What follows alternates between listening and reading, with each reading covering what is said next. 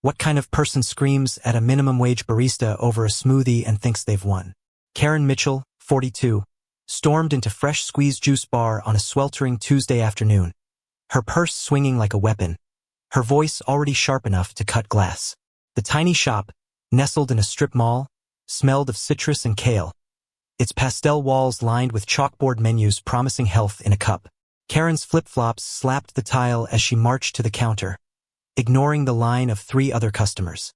Her eyes locked on Mia, the 19-year-old barista, whose ponytail bobbed as she blended a green detox for a waiting mom. Karen's demand was immediate, her tone dripping with entitlement. She wanted a custom drink. Half mango, quarter pineapple, a splash of oat milk, no ice, exactly 3 spinach leaves, and a scoop of protein powder she'd brought herself.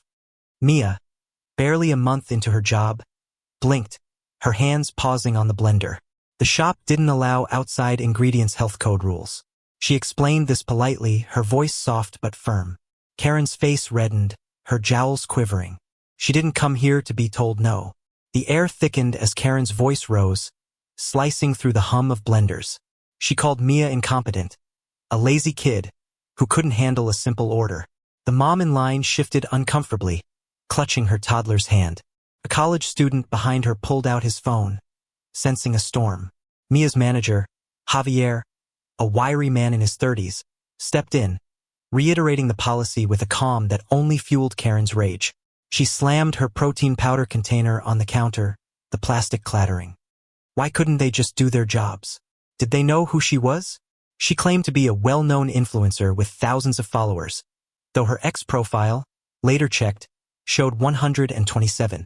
Javier offered a standard mango pineapple smoothie, no charge, to de-escalate. Karen scoffed, demanding they fix this, or she'd call corporate. Mia, trembling but holding her ground, repeated that they couldn't use her powder. That's when Karen's eyes narrowed, and she pulled out her phone, dialing 911. The call was absurd even by Karen's standards. She told the dispatcher the juice bar was discriminating against her, refusing her medical dietary needs. The mom in line whispered to her kid, hurrying out. The college student, now filming, caught Karen's tirade. "This is America. I have rights." Javier, stunned, tried to reason, but Karen was a freight train.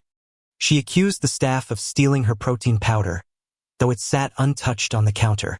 Minutes later, 2 officers arrived, their boots heavy on the tile. Officer Chun, a no-nonsense woman with sharp eyes, asked Karen to explain. Karen spun a tale of victimhood, claiming the staff mocked her weight and refused service out of spite. Mia's face flushed, said nothing of the sort. Javier backed her up, pointing to the health code posted on the wall. The college student, still filming, offered his footage. Officer Chen's partner, Officer Ruiz, a stocky man with a tired sigh, asked Karen to calm down. She didn't. Then came the twist nobody saw coming. The college student, whose name was Ethan, wasn't just a bystander. He was a pre-law major who'd worked at a health department internship. He stepped forward, his voice steady, and explained to the officers that Karen's protein powder, unlabeled and in a suspicious Ziploc bag, could be a health violation even if the shop allowed outside ingredients. He cited local regulations, his words crisp and confident. Karen's jaw dropped, her narrative crumbling. She hadn't expected a kid in a hoodie to unravel her story. The officers turned to her, asking about the powder's origin. Karen stammered, claiming it was organic, high-end stuff. Chun raised an eyebrow, unconvinced. The mood shifted. Mia and Javier exchanged glances, sensing the tide turning. Karen, cornered, doubled down, insisting she was being targeted for her lifestyle choices. Ethan's intervention wasn't just a lucky break. It was a spark. Officer Chun asked to inspect the powder. Karen clutched her purse, refusing. Ruiz, his patience thinning, warned her about obstructing an investigation. The juice bar, once a haven of fruity calm, was now a stage for Karen's unraveling. She shouted about her rights again, but the officers weren't buying it. Mia, emboldened by Ethan's facts, found her voice. She recounted every detail of Karen's demands, her tone steady despite her shaking hands. Javier nodded, adding that Karen had disrupted business for 20 minutes. The other customer, a quiet woman named Sarah who'd stayed silent, finally spoke up, confirming she'd heard Karen's insults and seen her slam the counter. The weight of 3 witnesses, plus Ethan's video, pressed against Karen like a closing vice. She wasn't the victim here, and the truth was clawing its way out. Karen's face twisted, her confidence cracking like thin ice. She wasn't used to losing control of the narrative. Her voice, once booming, faltered as she pointed at Ethan, calling him a nosy brat who should mind his own business. Officer Chen's sharp glance silenced her for a moment, but Karen wasn't done. She switched tactics, playing the pity card, her eyes welling with crocodile tears.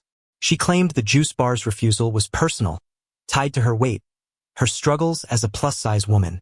The accusation hung heavy, but Mia, Javier, and Sarah didn't flinch.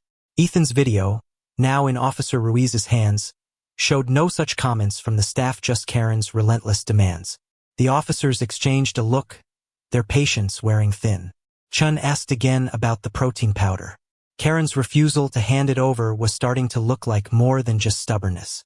The standoff escalated when Karen, in a flash of defiance, grabbed a blender from the Count-era heavy, stainless steel model used for smoothies.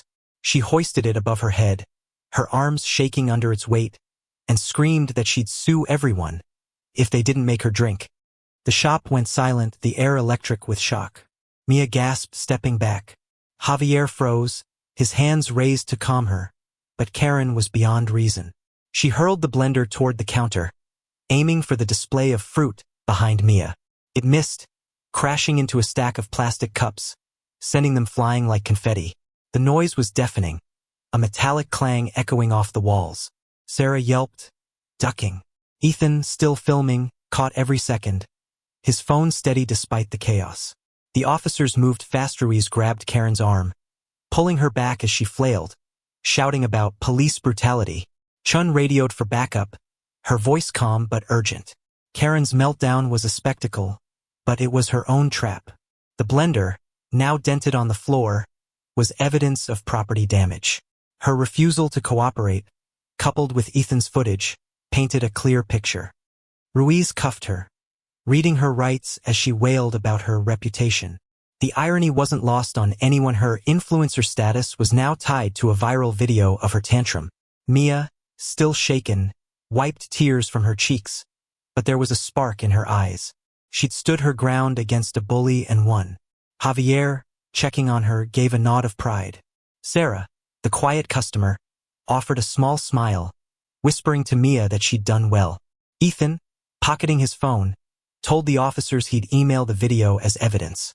The juice bar, though battered, felt like a battlefield where truth had held the line. But the twist deepened. As Ruiz escorted Karen to the patrol car, Chun examined the protein powder Karen had left behind in her panic. The Ziploc bag, unmarked and suspiciously lumpy, raised red flags. Chun opened it, revealing a mix that didn't look like any protein powder sold in stores.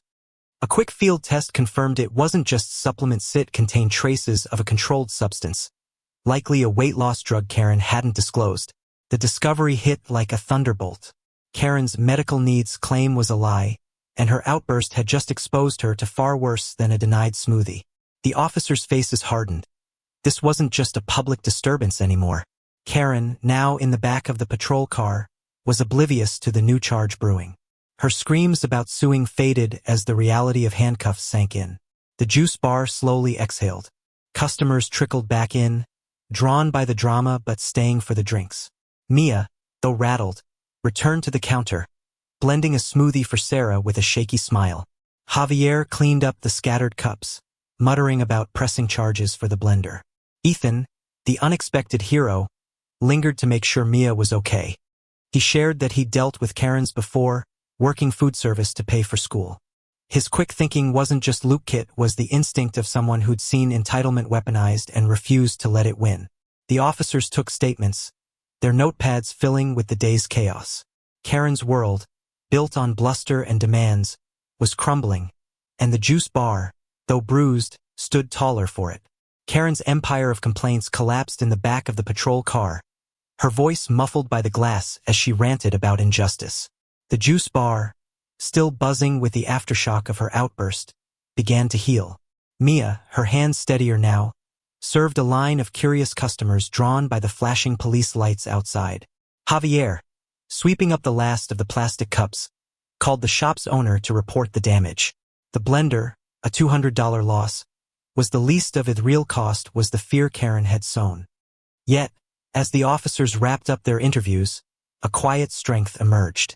Mia, Javier, Sarah, and Ethan had faced a storm and come out unbroken. The truth, backed by Ethan's video and the suspicious powder, had stripped Karen bare. Her lies about discrimination, her claims of victimhood, were dust in the wind. The legal hammer fell swiftly. Karen's charges piled up: disorderly conduct, property damage, and, thanks to the powder, possession of a controlled substance. Officer Chen, reviewing the case with the precinct, noted Karen's history: 2 prior complaints for similar outbursts at a coffee shop and a gym, though neither had escalated this far. The video, now circulating on X, exploded, racking up thousands of views. Comments called Karen Blender Karen, a moniker that would haunt her. Her 127 followers dwindled as her tantrum became a cautionary tale. The juice bar, meanwhile, gained a small cult following. People posted about Mia's courage, Javier's calm, and Ethan's quick thinking. A local news outlet picked up the story, framing it as a stand against entitlement. Karen's influencer dreams were dead, replaced by a mugshot and a court date. The fallout wasn't just legal, it was personal. Karen's family, mortified, distanced themselves. Her sister, reached by a local reporter, called her behavior embarrassing but not surprising. Karen's ex-posts, once filled with complaints about poor service, went silent. She faced a reckoning not just in court but in the mirror. The juice bar, though, became a symbol of resilience. Mia, who'd nearly quit after her first week, found new confidence. Javier, promoted to assistant manager, vowed to protect his team from future Karens. Sarah, the quiet customer, left a glowing review online, praising the staff's grace under pressure. Ethan, the pre-law student, started a blog about consumer rights, inspired by the day's chaos. The shop's owner, touched by the community's support, offered free smoothies for a week, turning a disaster into a triumph. The heart of the story, though, wasn't the punishment, it was the fight. Mia, a teenager facing her first real test, had stood firm. Javier, a manager who could have caved, chose principle over ease. Ethan, a stranger with no stake in the fight, stepped up because it was right. Sarah, who could have walked away, stayed to bear witness. Together, they turned a bully's rage into a lesson. Entitlement doesn't win when truth and courage stand together. The juice bar, once just a pit stop for smoothies, became a beacon. Customers returned, not just for drinks but for the story, a reminder that even in a world of Karens, kindness and strength can prevail. As the sun set on the strip mall, Mia blended a mango pineapple smoothie, no ice, for a smiling regular. The shop hummed with life, the chalkboard menu glowing under soft lights. Karen's chaos was a memory, a scar that made the place stronger. The world kept spinning, and the juice bar kept blending. For every Karen who tried to tear it down, there were a dozen MIAs, Javier's, Ethan's, and Sarah's ready to build it back up. And that, more than any arrest or viral video, was the real Victoria: quiet, stubborn refusal to let bullies write the story.